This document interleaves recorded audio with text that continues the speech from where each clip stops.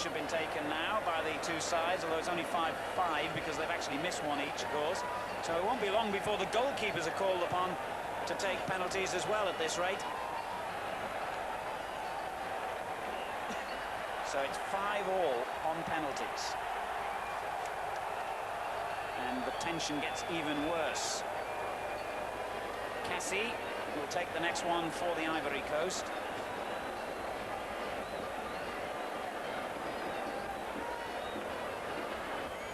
Another player who came into the game in the second half as a substitute.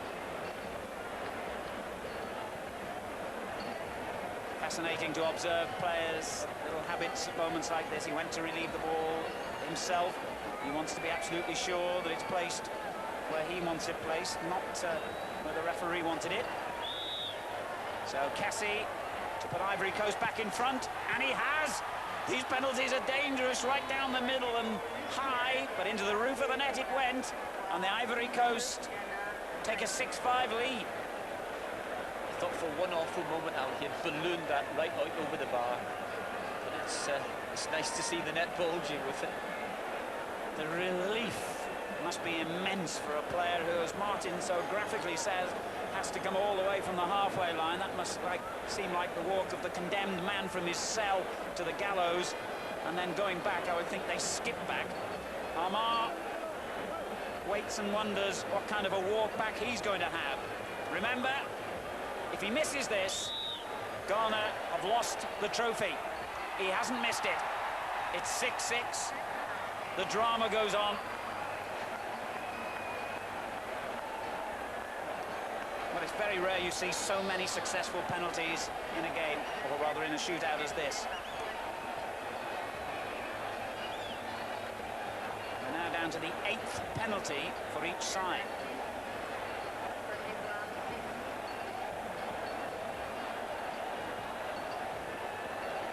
Dominique Sam will take the next one for the Ivory Coast. Whose nerve will hold out longest here?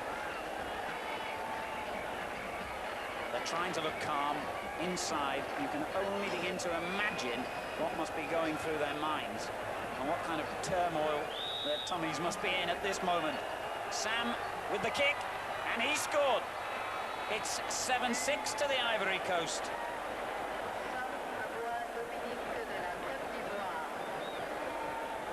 Tension's absolutely unbearable. I honestly think that if Ghana score here, they should call a halt and say have 6 months each or a year each with this cup.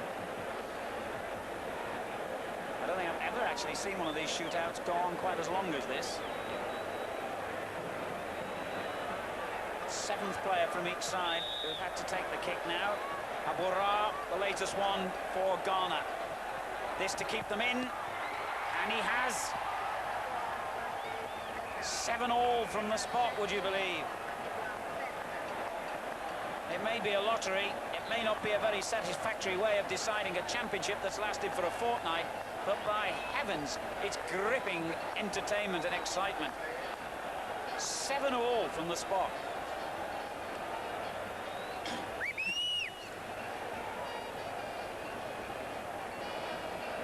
Magui, the little man from midfield for the Ivory Coast, faces the next penalty.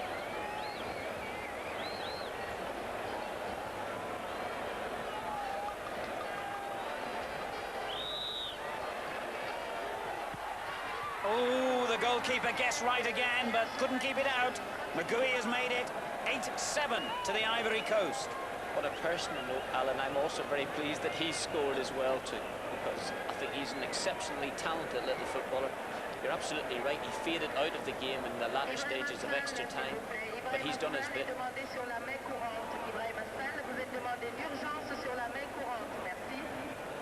Well, the next man facing the agony here is Emmanuel Ampere, and remember, presumably, we're now down to the poorer of the penalty takers. Obviously, the sides put their best penalty takers in first. The 9th player now to face the drama from the spot. This to keep Ghana in with a hunt, and he has. 8-8. relief.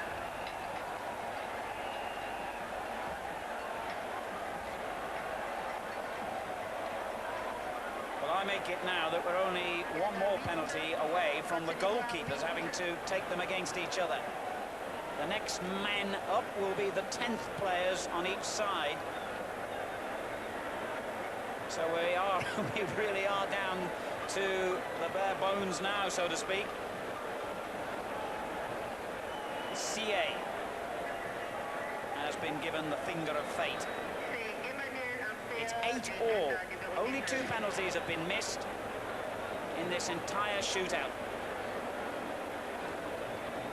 I wonder if you can get a clue sometimes from looking at players' expressions and general demeanour as they walk up. If you can, somehow or other, I don't fancy CA here because he looked a bit reluctant.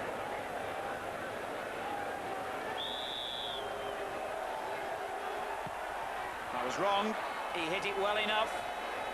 And Ivory Coast go into a 9-8 lead.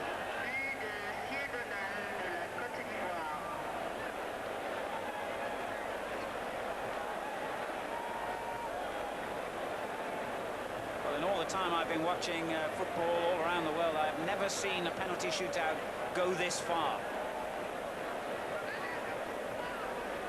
Polly, who missed in the opening stages of the 90 minutes, one of the better chances of the game, must accept this chance from 12 yards out. And he has. It's 9-9 from the penalty spot.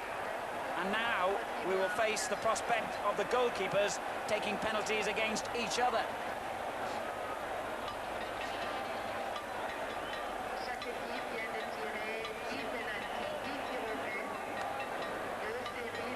And remember, if we still can't separate them after this, they've got to go back to the beginning and start all over again with the penalty takers. Nobody wants to take their hand off the trophy here. Gouameni will face his opposite number, Ansar, to make it 10-9, and has done for the Ivory Coast. He doesn't look all that happy. He's just scored a terrific penalty. That's camaraderie between goalkeepers, so to say, but it gets down to this affair. Well, lads, just let it in for me, please. We could be up to a little bit of history here, though. Ansar, the goalkeeper, must score against his opposite number, and he has scored! It's 10-10! I do believe he toe-poked that one into the corner. Well, they might have to find an extra day for this tournament, the way things are looking. 10-10. And I'm sure the players are a little bit confused as to what happens next now. This is new territory for me as a commentator as well. I don't know whether you have to go back to the exact order of your original 5 penalty takers. I think you do, but I've never seen this happen before. 10-10 on penalties. And still we await the name of the champions. And indeed, we have gone right the way back to the beginning in the sense that Akar will have to take the next kick for the Ivory Coast. We still, of course, have the sudden death aspect of this. We don't get another compulsory 5 per side. And Pfister, the coach, unhappy about something. So we're still down to the situation where if one team scores and the other misses, it's all over. Akar for the Ivory Coast.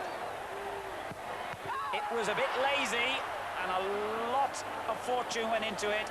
Ansar's furious, Akar's relieved. He scored again. It's 11-10 to the Ivory Coast. Just went through Ansar's hands. Dived the right way. Got himself in a decent position. Oh.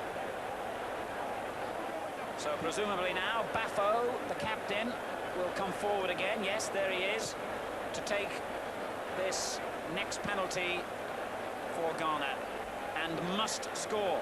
Psychologically, one feels that winning the toss to get the first penalty has given the Ivory Coast a big advantage here, because each time they score, Each time they score, of course, the pressure's on Ghana to make sure that they equalise. Bafo's got to score this one. He's missed it! The Ivory Coast have won the cup. The scenes of celebration are fantastic, and why not? For the first time in their history, the Ivory Coast can call themselves the champions of all Africa. By 11 goals to 10 in the penalty shootout, they have beaten the champion of all champions, Ghana, and history has been made here in Dakar. Bafo's missed penalty has brought